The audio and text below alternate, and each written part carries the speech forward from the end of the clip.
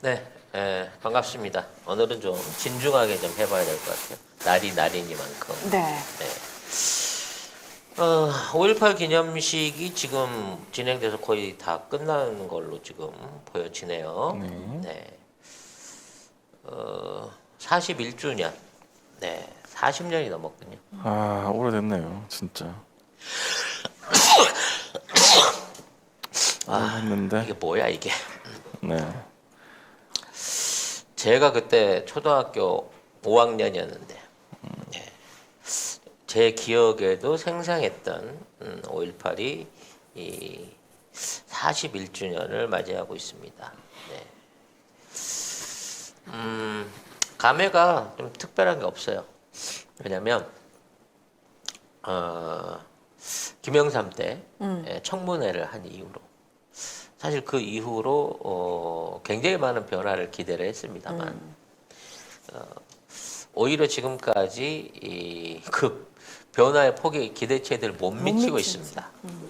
우리가 이제 검찰 개혁이나 그 문재인 정부의 뭐 여러 가지 언론 개혁에서 답답함을 느끼시는 마음 충분히 이해합니다만 20년을 넘도록 광주 민주화 운동에 대한 진상 규명의 어떤 흐름이 늦어지고 있다는 생각이 들어요. 초등학생이던 제가 이제 반백살이 됐고요. 그 당시에 그 시위를 이끌었던 저보다 형님들, 저보다 나이 많은 아저씨들, 그분들은 이미 이제 70, 80을 넘어가고 있습니다.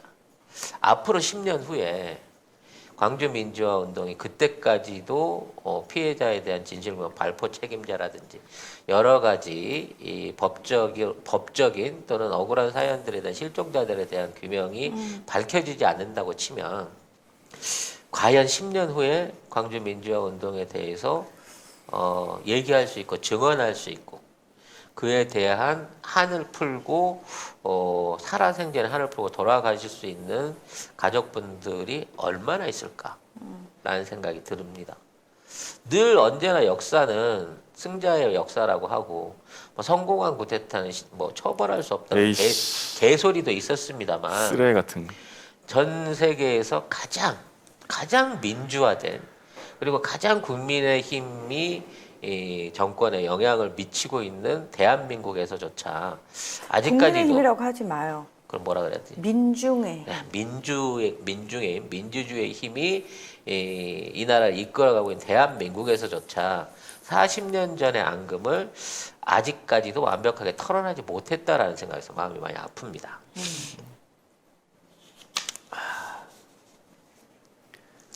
네, 그와 관련해서 이제 살짝 뭐 대나무 숲에서 얘기를 좀 해봐야 될 것 같아요. 네.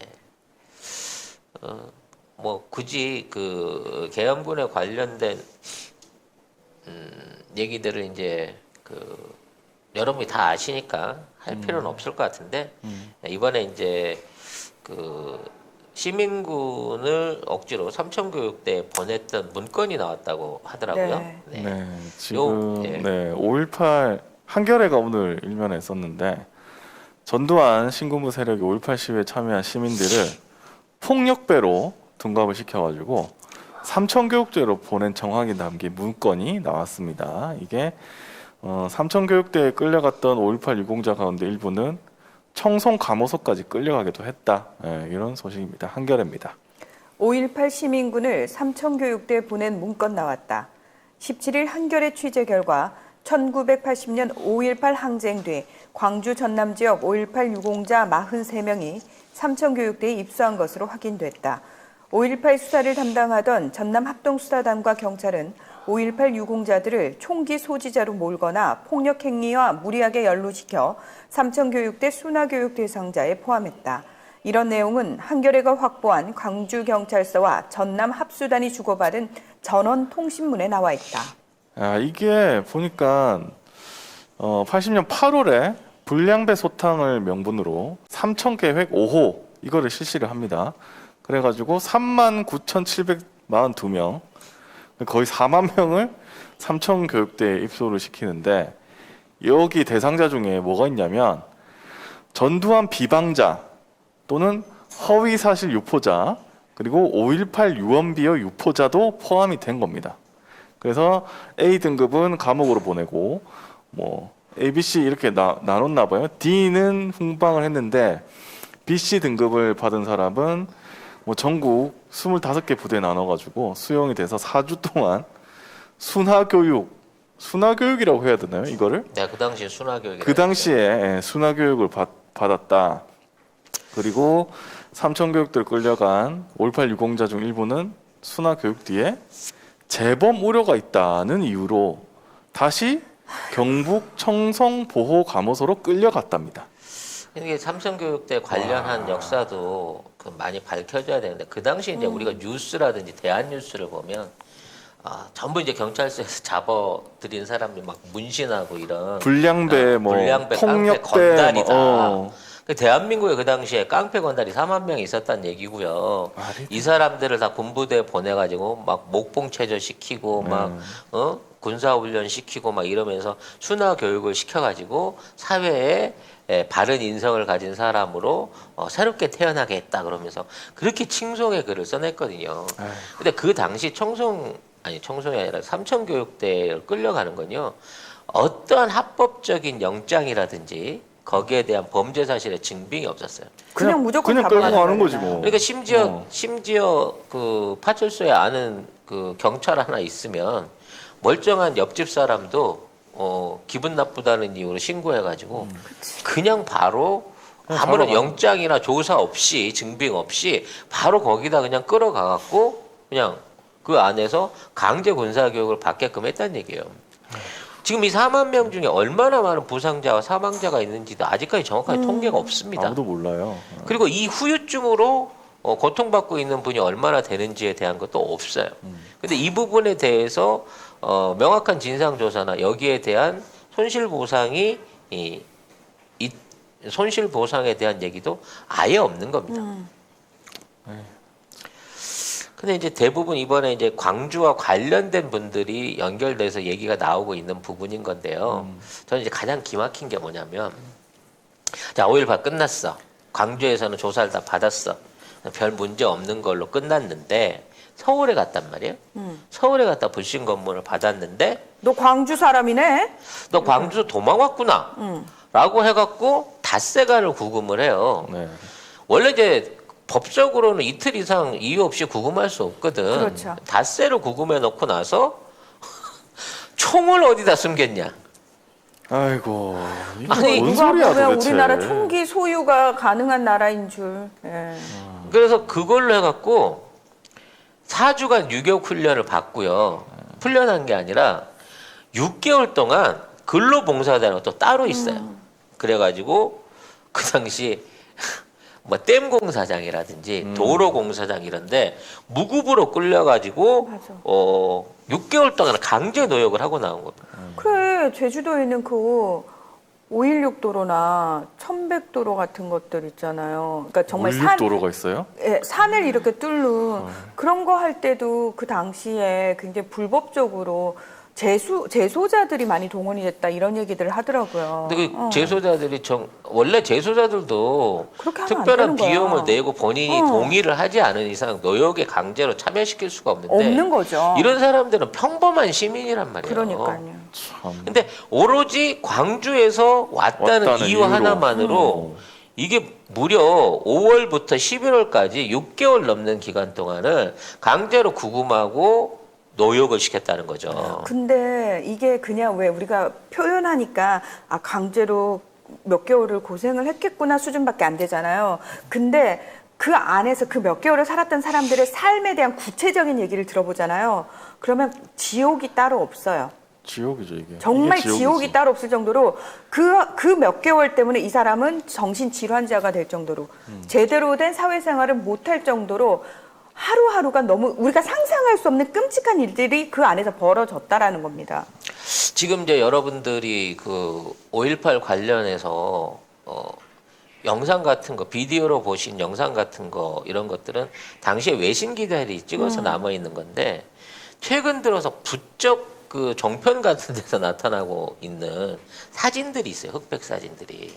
근데 이 사진은 당시에는 유포가 없었던 사진들이거든요. 그 사진들이 뭐냐면 당시에 시위를 했을 때 침투해 있던 군 쪽 사람들이나 또 헬기를 통해 가지고 망원 렌즈로 땡겨 가지고 시위에 참석했던 사람들 사진을 다 찍었어요. 그래 가지고 그 사진을 들고 아이고. 색출을 하러 갔어. 그러니까 채증이네. 지금 그렇지. 지금으로 말하면 채증. 불법 채증인 거예요. 채증인데요. 근데 그 당시에 걔들이 그거 안 하는 저는 기억을 해요. 사진을 들고 와갖고 비교를 해갖고 우리 옆집에 있던 자전차포 아저씨를 철사로 묶어서 데리고 갔거든. 그러니까 그런 사진들이 예전에 없다가 지금 선명한 사진들이 나오면서 이거 뭐 북한군이나 뭐냐 뭐 동그라치면서 지만원이나 이런 애들이 아이고. 쓰던 사진 있잖아요. 5.18 당시에 없던 사진들이야. 근데 굉장히 선명하고 화질도 좋아요. 시민들 안에서 섞여서 찍은 사진들이야. 그게 다 어디서 나온 거냐고. 그 당시에 이런 체증을 통해서 얻은 사진 갖고 이른바 여기에 참여했다고 하는 사람들을 끌고 갔고요. 결국 그런 양반들 중에 대단히 많은 사람들이 행불자가 되거나 가정의 소식이 끊겼어요. 아이고. 근데 저는 그때도 저는 그걸 기억을 한다는 거죠. 무서워.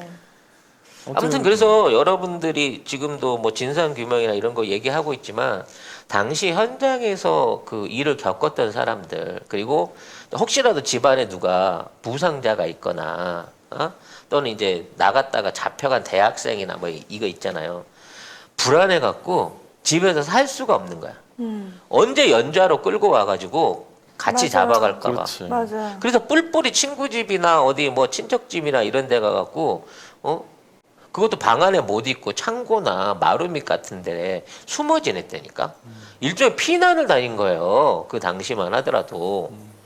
그거를 이제 진상조사 차원에서 그 사람들은 그렇게 한다고 했었지만 결국 그 진상조사라는 이름으로 이런 방식으로 끌려 들어가서 불법 구금되고 거기에 피해를 봤던 엄청나게 많은 사람들이 있어요. 그리고 뭐 피해자들, 유공자들 뭐 이런 얘기들 많이 나오잖아요. 공식적으로 그 당시 피해를 받고 보상을 받은 분들이 있는가 하면 말하자면 비공식적으로 보상받고 합의하고 끝낸 분들도 엄청 많아요. 그 당시 군인이나 뭐 형사들 찾아와가지고 대충 그 합의서 비스무리하게 지장 찍고 해서 가고 돈 몇 푼 던져주고 이렇게 합의 본 사람들도 엄청 많다니까. 근데 그런 사람들이 그런 부분에 대한 피해들 같은 것들이 아예 집계가 안 돼 있잖아요. 아휴. 그래서 이 부분은 모르겠어요. 이제 이만큼 세월이 흘렀고 지금 우리 정부가 이거를 다시 뒤집으려고 하는 노력을 하고 있는데도 불구하고 발포 명령자가 없고요. 그 당시 참여했던 군인들 4,600명의 명단이 없어요. 아니 공수부대 보면 4,600명 왔어. 11공수를 비롯해갖고 전국 각지에서 공수부대 포항에서도 오고 4개 사단에서 공수부대가 4,600명이 왔는데 걔네들 명단을 내놔봐라 그러고 얘기를 하는데 명단을 안 준단 말이에요. 근데 사실 그분들 중에서도 내가 어디 가는지 모르고 끌려왔던 사람들도 있을 거거든요. 군인들 중에서도. 근데 그분들이 물론 전역이나 제대를 할 때 뭐 발설하지 않겠다 이런 뭐 서약서를 쓰고 나왔다 할지라도 지금쯤은 40년이 지났잖아요. 어떻게 한 명의 양심 선언도 안 나오는지. 그러니까요. 그분들이 도대체 3개월, 6개월 동안 그 일종의 그 휴양시설에서 지내면서 합숙을 하면서 무슨 회유와 무슨 협박을 어떻게 받았는지 모르지만 이제 돌아가실 때가 다 된 나이에요. 이제 그분들이. 그렇죠. 지금 나이가 아무리 못해도 60 후반이거나 그렇죠. 뭐 70대 이상 되실 분, 지휘관은 80도 넘었을 거예요. 그런 분들 돌아가시기 전에 진짜 한 번쯤은 얘기를 해주고 가시는 게 이 나라 역사를 위해서 도움이 되는 일이 아닐까라는 생각 해봅니다. 그 외에 영화 박하사탕에서 설경구 씨가 그 역할을 맡았었잖아요. 네, 그래서 그렇죠. 그 본인이 사실은 계엄군을 어디 가는지도 모르고 자기는 끌려와가지고 갔는데 네. 그러니까 저는 모르긴 몰라도 그런 분들도 많을 거라고 생각을 하거든요. 엄청 그래서 많았겠죠. 그러니까. 물론 당시에 젊은 나이로 이렇게 명령에 의해서 끌려와서 이런 일을 하게 되는데 그 당사자들도 힘들었던 정식적으로 트라우마 겪었던 분에 대한 부분도 압니다. 뭐 심지어는 니네 저기 저 공산당 빨갱이들 때문에 니네들 제대가 안 되는 거야 막 이런 것부터 시작해가지고 뭐 약을 먹었다 뭐 술을 먹였다 뭐 온갖 뭐 이런 얘기 좀 지역 비하지만 경상도 쪽에서 일부러 불러왔다 뭐 이런 그런 얘기까지 다 온갖 얘기들이 있더라고요. 다 있는데 이런 부분에 대해서 본인의 입장에 대해서 얘기할 수 있는 용기 있는 사람이 4,600명 중에 한 명이 없을까라는 생각 지금도 참 안타까워요. 그런 분이 나서주면 완전히 상황이 바뀔 수 있거든요. 그러니까. 이게 의리라고 해야 되는 건지 충성이라고 해야 되는 건지 그러게요. 참 마음 아픈 부분이 있습니다. 그리고 뭐 제가 말씀드리고 싶은 거는 언론도 그때 당시에 광주 그 민주화 운동에 대해서 비하했습니다. 뭐냐면 이거를 한번 보여드릴게요.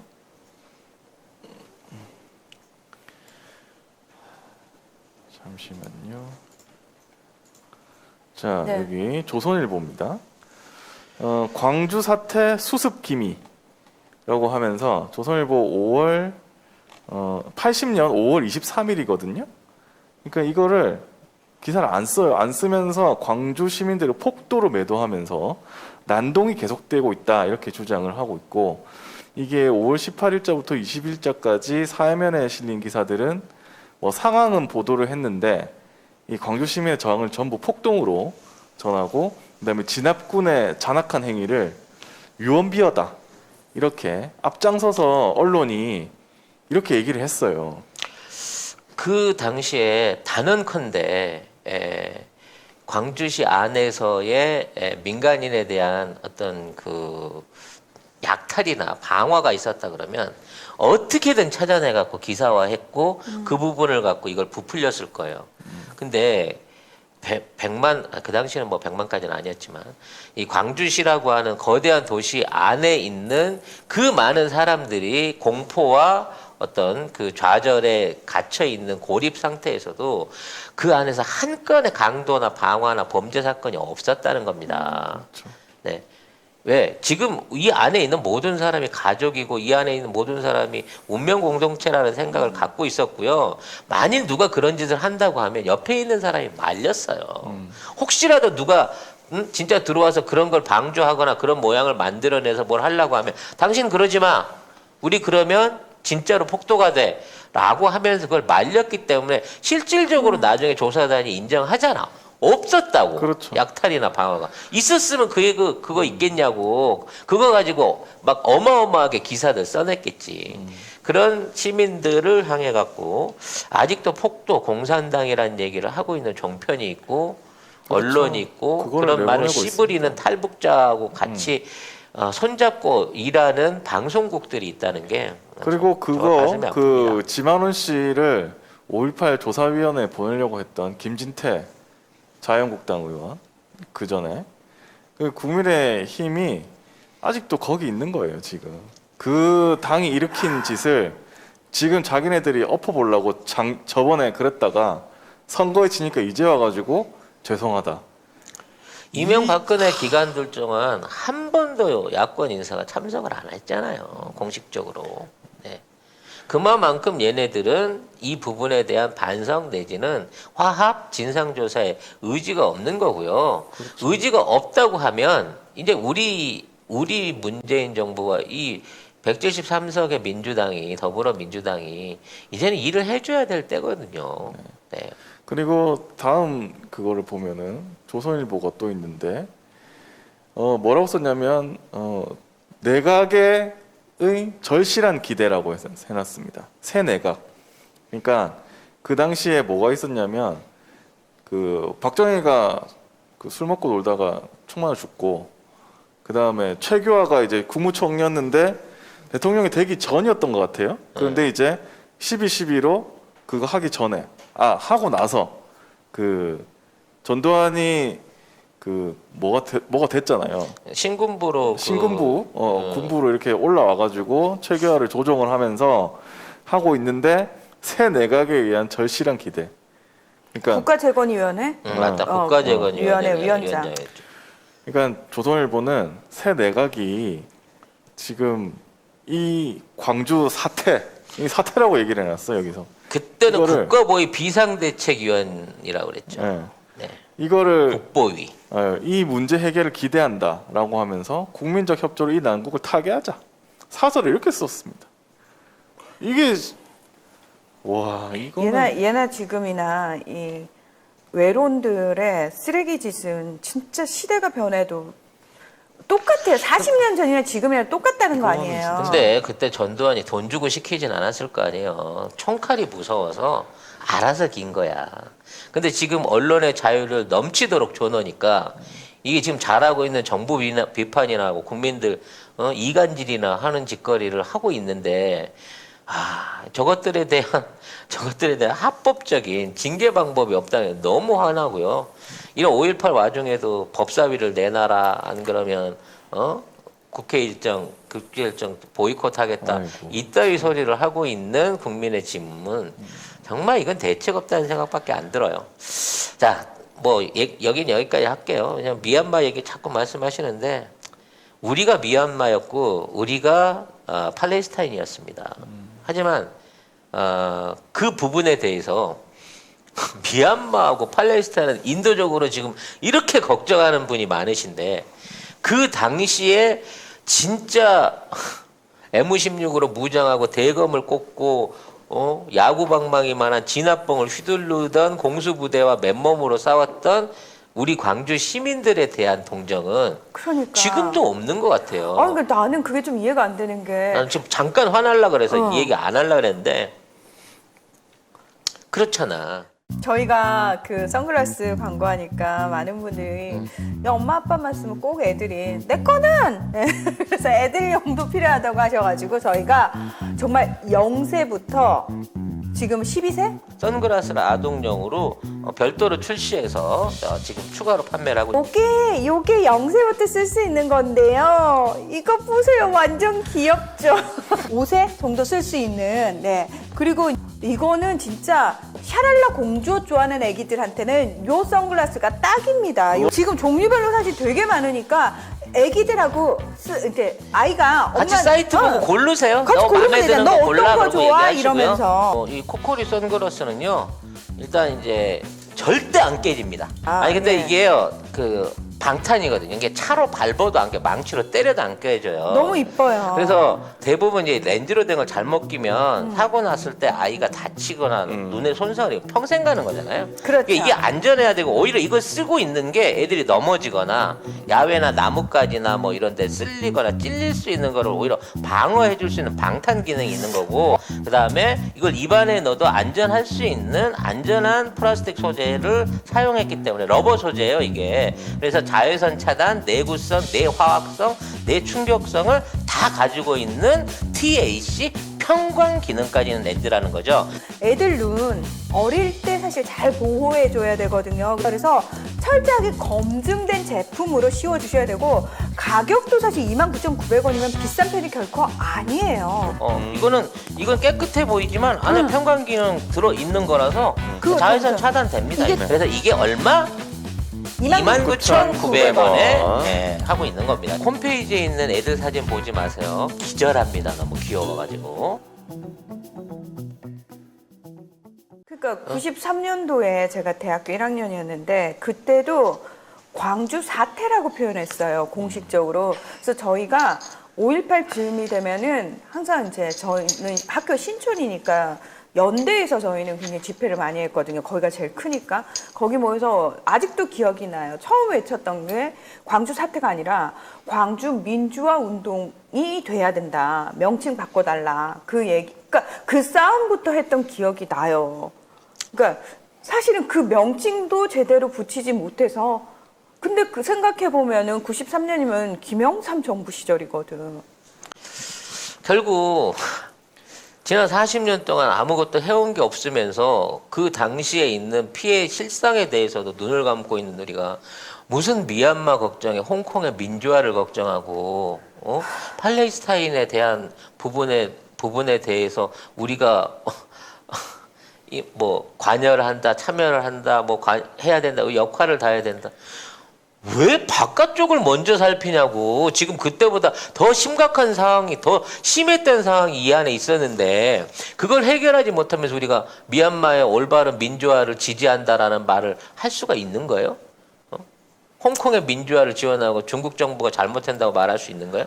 아니 물론 우리나라만큼 이렇게 제 개인적인 의견입니다, 여러분. 한 나라도 없기는 해요. 없기는 한데 그 생각해 보면 한 몇 년 전만 해도 지만원 씨를 비롯한 이런 사람들이 국민의힘하고 같이 해가지고 무슨 뭐 5.18 때 광주에 뭐 북한군이 내려왔다.